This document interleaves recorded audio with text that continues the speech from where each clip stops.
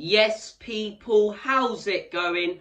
Welcome back to Lily White Lane. Hope you're doing good. Hope you're keeping safe and well. And hope you're having a fantastic and a smashing Saturday and weekend. And we are here today to discuss the news that did come out last night about Ivan Perisic. Ivan Perisic is set to sign on a 2-year deal at Tottenham Hotspur. I did a video last night on it, but I wanted to do one today, sort of talking about what Perisic would bring to this Spurs team. Is he a little bit too old for this Spurs team, or is he ready straight away? So without further ado, let's delve straight into it. So the deal seems almost done. I don't want to say yep, it's done, Perisic to Spurs, here we go, because there hasn't been a here we go announcement yet, and I don't like saying it's done before it's official, but this one seems very, very likely, to say the least. And look, it's a very mixed reaction, if I'm being honest. Some Spurs fans saying he's a little bit too old and we shouldn't really be targeting him, especially for a player who will play in Conte's system where it's like a military regime in training. 33 years of age. Is he a little bit too old? Other people saying he's a top signing, exactly what Spurs need. And other people saying he'd be better as a backup. So I'm going to give my thoughts and opinions on it. I think you look at a player such as Ivan Perisic. He is a workhorse, and I think a lot of people, the age thing now, people automatically, when you hit the age 31, 32, will automatically say that, oh, you're past your prime, they're probably not good enough. But as years have gone by, we're seeing more and more top players be able to carry on to the ages of 36, 37, up to 40. You look at players such as Zlatan Ibrahimovic, still playing top-level football. One of AC Milan's best players this season, has played with like a broken bloody or torn ACL the whole season, and has still went on to win them the league. So for me, you look at age, it's not really a factor until you reach the ages of Jean-Louis Buffon. It's not really a factor if you're fit enough to carry on playing. And I think you look at a player like Perisic, he's an absolute workhorse. Last season, 32 years of age last season, as I say, but absolutely smashing it in Serie A. Still scoring goals for Inter Milan, bombing down that left-hand side as a wing-back. I think this guy, will be a workhorse, and I think he'll be able to settle into that military regime in training under Antonio Conte. And I think his age,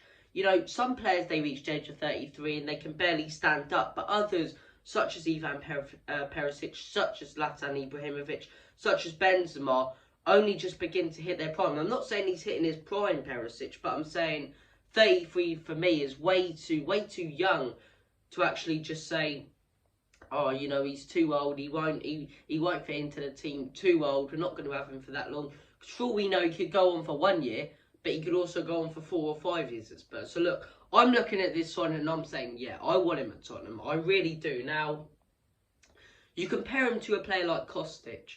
I'd like Kostic at Spurs, right? I would. I think he's a phenomenal player. I think he's had a great season at Frankfurt. But this guy's proven it at the top level. Kostic hasn't done that yet. He won a Europa League and has faced a couple decent teams in the Bundesliga. But Perisic has been there and done it. He's been there and done it with Croatia, taking them to a World Cup final and scored the equaliser in that World Cup final to make it 1-1. He deals with pressure brilliantly. He's a natural winner. He's won league titles, Coppa Italias with Inter Milan. This guy, he's still a top player. And I think what he brings, to Spurs as well is a massive amount of experience and winning mentality. And every player that we seem to be bringing into Spurs right now from Serie A, where they're most from when it comes to Perisic and Conte looking to bring players in, they all have that winning mentality. Kulusevski and Bentancur have won stuff with Juventus, won league titles, Coppa Italias. Now you're bringing in Perisic, experienced, smashed it in the World Cup, one of the best players in the 2018 World Cup alongside Luka Modric, He's still a top player, and I think he'd really settle into that Spurs team. Where would he play in that Spurs team? Now, Perisic is a very flexible player. He can play on the left wing as a backup left winger for Heung-min Son. He can play as an attacking midfielder and sort of create for the front three, or he can play as a left wing back, which I think is where Conte would play for him. And look, you look at Perisic up until Conte's tenure at Inter Milan, he's always sort of played that attacking midfielder role, that cam role in that Inter Milan team, or throughout his career for Croatia. Yet since Antonio Conte came into Inter Milan a couple seasons ago, he completely switched things up. And we've seen Conte do this before. He changes positions of play. You know, I thought he'd do it with Bergwijn, potentially move Bergwijn to right wing back. But what he does is he turns left wingers and attacking mids into wing backs. And he does it absolutely brilliantly. And, you know, if you watch Perisic right now, you would have never known that he was an attacking midfielder because he's so settled in and so good in that wing back role. And look, he's got a brilliant amount of pace on him, as I say. Good stamina, good skill. He's the exact type of player we want. Someone who can beat his man on that left-hand side, play a killer pass, or whip ball in. So for me, Perisic, I would have him all day at Spurs. Let me know what you guys think in the comment section down below about Ivan Perisic. But look, we're also going to move on, and we're also going to discuss Fraser Forster. Spurs, done deal. He's done his medical at Hotspur, where I believe it was yesterday or the day before. All we're really waiting on now is the announcement. And look, again, a transfer I don't really understand the criticism for. You know, once again, the age factor coming in. People still don't understand that goalkeepers can go to the age of like 40, 42 and still play at a top level. And you look at a player like Fraser Forster, for me, he's the perfect backup goalkeeper. You know, Hugo Lloris gets injured, he can come into that goal and still make some fantastic saves. If it wasn't for him, last season for Southampton, I think they would have went down. He won them that game against Arsenal, that 1-0 win, made about like 12 or 13 incredible saves in that one. You know, he had some against us even in that 1-1 draw. Really stepped up. You know, last season was a phenomenal season for Fraser Forster. He's an absolute beast in goal. When it comes to the opposition taking penalties, similar to Donnarumma, he makes the goal look so small. He's brilliant backup goalkeeper. You know, absolute giant as well. So wins everything in the air. And you're looking at Forster as well. If he comes into that squad, you know, ball's whipped in. Hugo Lloris normally sometimes has to punch it away or whatever. You look at Fraser Forster, if he comes in as a backup, can grab that ball straight out the air and roll it straight back out and begin that counter-attack and potentially start a goal movement. So look, I think Fraser Forster is a very good signing as a backup keeper. Once again, I don't really get the criticism of this one. He's an absolute giant, man. He's massive, and I think he'd be a top backup goalkeeper. So let me know what you guys think in the comment section down below of that transfer. And the final one we're going to discuss right now, Spence. Spurs targeting Spence. I've said it before, I'll say it again. This guy looks like the next Trent Alexander-Arnold for me. He's quick, he's fast, he's aggressive, you know, has a fantastic cross on him, a fantastic strike. You know, and he's proven he can do it at the top level. He's proven it against 2 Premier League sides. He scored and got man of the match against Leicester. And I believe he got an assist for Graben's goal when they knocked Arsenal out the FA Cup. And he was the star in their FA Cup, you know, campaign. He's been the star. He's the reason they're in the playoffs today against Huddersfield in the Championship. But I think this transfer, like I say, I'd love him at Spurs. Next Trent for me. But I don't know.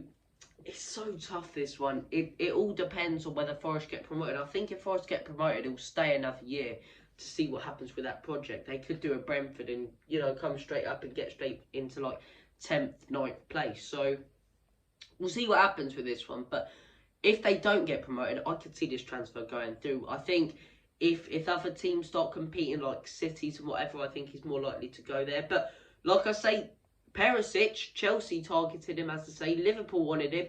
Spurs got him. So clearly we're going in the right direction. And clearly Antonio Conte, our world-class players and world-class facilities, are becoming more of an attraction for players. And look, speaking of attraction, I want to talk about something I saw the other day.